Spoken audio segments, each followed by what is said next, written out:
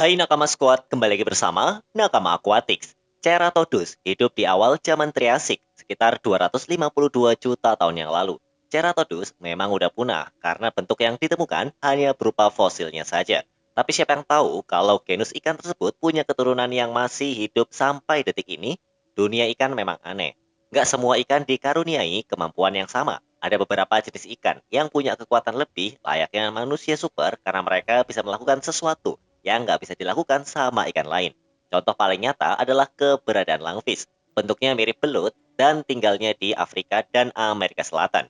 Ikan ini nggak punya sirip, tapi punya semacam tentakel yang membuat mereka bisa berjalan di dasaran. Tetangganya yang hidup di Australia nggak punya tentakel tersebut, tapi punya sirip seperti ikan lainnya. Langfish adalah sebuah enigma, seekor ikan dengan jutaan misteri dan keistimewaan. Terlebih tentang kemampuan mereka bisa hidup di daratan dalam jangka waktu mencapai bertahun-tahun. Mengapa ikan ini bisa begitu perkasanya? Yuk tonton video ini sampai habis ya. Bab 1. Sejarah Langfish. Jutaan tahun lalu hidup ikan-ikan yang masih ke dalam kategori Sarcopterygi. Sarcopterygi adalah sebuah kelas ikan bertulang yang dikenal dengan sebutan lobfin fish atau ikan bersirip cuping. Mayoritas jenis ikan bersirip cuping ini punah sejak jutaan tahun lalu. Tapi ajaibnya, bumi masih memberi kesempatan buat dua jenis ikan dari kategori ini untuk tetap hidup sampai sekarang. Langfish dan koelakan adalah dua jenis ikan Sarcopterygian yang memang masih hidup sampai detik ini. Hubungan filogenetik langfish adalah nenek moyang terakhir tetrapoda dan kemiripan morfologisnya yang dekat dengan fosil nenek moyangnya, membuat spesies ini menarik secara unik. Misteri soal ikan ini memang masih banyak yang belum terungkap. Baru-baru ini, dalam sebuah riset ditemukan fakta kalau langfish punya hubungan dekat dengan hewan-hewan yang kini hidup di daratan. Evolusi besar terjadi di era Devonian, di mana banyak makhluk air yang akhirnya bisa naik ke darat dan beradaptasi untuk hidup di luar air. Langfish adalah salah satu keturunan dan punya hubungan sangat dekat dengan makhluk-makhluk yang hidup di era tersebut. Dari sejarah tersebut diketahui kalau awal kehidupan di daratan adalah dari peristiwa yang disebut vertebrate land invasion, yang terjadi karena banyak makhluk yang ingin mengeksplor kehidupan di luar air, karena tekanan yang besar mereka hadapi dalam ekosistem bawah air. Langfish punya kemampuan serupa. Mereka adalah satu-satunya ikan yang bisa hidup di daratan dalam waktu yang sangat lama, bahkan sampai bertahun-tahun tanpa air. Ikan aneh ini ditemukan sekitar 150 tahun yang lalu, seperti koelakan. Populasi dan jenis langfish yang hidup di zaman Devonian ada banyak banget. Selang ratusan juta tahun kemudian, hanya sekitar 6 jenis ikan yang masuk ke dalam ordo bernama Dipnoi ini, yang hidup di bumi dan tersebar di benua Afrika, Australia, dan Amerika Selatan. Dari semua jenis langfish, Neoceratodus forsteri atau langfish Australia merupakan ikan yang sangat mirip dengan para nenek moyangnya, khususnya jenis yang bernama Ceratodus. Lepidosiren paradoxa hidup di Amerika Selatan, sedangkan di Afrika jumlah jenisnya lebih banyak lagi. Ada 4 jenis langfish yang hidup di sana dan datang dari genus Protopterus, yaitu Protopterus aetoticus, P. amphibius, P. doloi, dan P. annectes. Nah, langfish Afrika merupakan ikan yang paling sering ditemukan di pasaran Indonesia sebagai ikan hias. Mereka adalah jenis ikan yang mempunyai kepribadian menarik, kalem, tapi tetap mematikan sebagai predator. Sama kayak koelakan, langfish juga punya kesamaan morfologi dengan jenis-jenis nenek moyangnya. Persamaan ini sangat mirip sampai orang menganggap kalau ikan ini adalah sebuah fosil yang hidup. Koelakan dan langfish dapat menjadi jawaban soal nenek moyang terakhir dari tetrapoda dan ikan. Juga menyebabkan skenario yang menyebabkan evolusi vertebrata darat terjadi. Apa yang terjadi di masa itu? Bab 2. Evolusi vertebrata darat. 390 juta tahun yang lalu, kehidupan di dalam air menjadi sangat sibuk. Banyak organisme hidup yang lama-lama nggak tahan buat tetap hidup di dalam air karena banyaknya tekanan yang mulai dari semakin banyaknya populasi makhluk hidup di dalam air, perubahan suhu, dan naiknya kadar salinitas.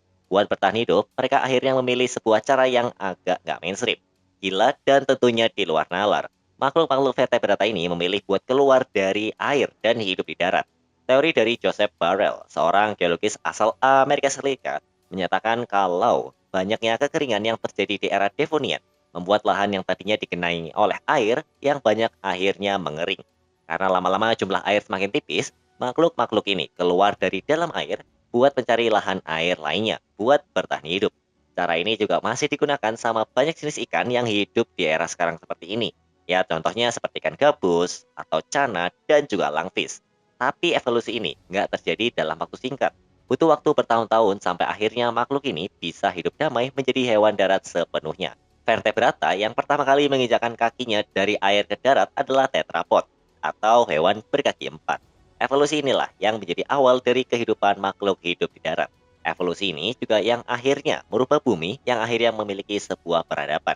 Setelah makhluk-makhluk dari dalam air ini sukses berevolusi buat hidup di darat, hadirlah era di mana bumi diisi oleh reptil berukuran besar atau dinosaurus. Sampai akhirnya kini manusialah yang mendominasi. Jadi tanpa adanya evolusi ini, mungkin aku, kamu, dan semua makhluk hidup di daratan nggak akan ada. Bisa saja kita semuanya tetap hidup di dalam air sebagai ikan. Bab 3, Langfish adalah jawaban bagaimana vertebrata bisa hidup di darat.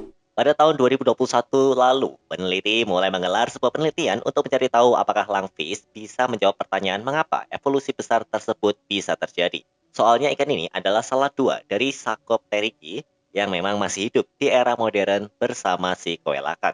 Para peneliti memeriksa genom milik Australian langfish yang mempunyai genom paling besar di antara semua binatang. Dari pemeriksaan ini terungkap banyak banget fakta baru. Evolusi yang paling pesat bukan dari mengapa ikan yang tadinya hidup di air bisa jadi hidup di darat, melainkan ketika mereka bisa mengganti fungsi sirip menjadi kaki. Perubahan fungsi inilah yang menjadi awal penting bagi tetrapod yang hidup di zaman itu, hingga akhirnya bisa menaklukkan daratan. Sampai detik ini di mana peradaban bumi dikuasai oleh manusia.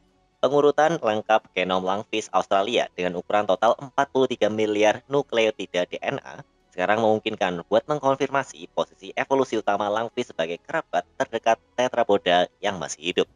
Selain itu, set data baru dan jauh lebih besar dari genom yang diterjemahkan memungkinkan untuk mengkonfirmasi hipotesis sebelumnya bahwa langfish lebih dekat hubungannya dengan vertebrata darat daripada coelacanth yang selama lebih dari 50 tahun setelah penemuannya pada tahun 1938 dianggap sebagai ikan yang berhubungan dekat dengan evolusi tersebut, termasuk dengan manusia. Peradaptasi genom telah ditemukan dalam analisis genom peradaptasi genetik dengan kondisi lingkungan baru kehidupan terestrial yang sebelumnya tidak ada. Peristiwa evolusioner utama dalam menjajah daratan butuh sejumlah inovasi evolusioner lainnya selain pernapasan yang bisa menghirup udara melalui perkembangan paru-paru, seperti kemampuan mencium aroma di udara dan bergerak di darat. Berdasarkan genome sequencing, penelitian ini mengkonstruksi evolusi vertebrata dari beberapa aspek seperti evolusi tungkai dari sirip, pernafasan udara, penciuman, dan reproduksi.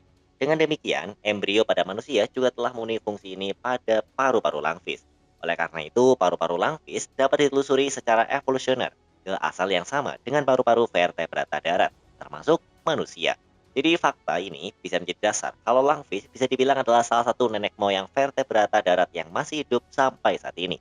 Kita sebagai manusia adalah kerabat dari langfish dalam tatanan evolusi. Bab 4, Kesimpulan. Dari fakta ini terungkap kalau langfish bukan hanya ikan yang bisa hidup di darat selama bertahun-tahun. Mereka juga bukan ikan predator yang biasa nggak punya daya tarik. Peran mereka dalam kehidupan di bumi sangatlah besar. Karena dari ikan ini, kita sebagai manusia bisa belajar dan mengetahui banyak hal, termasuk asal-usul sebagai peradaban yang pernah hidup di muka bumi.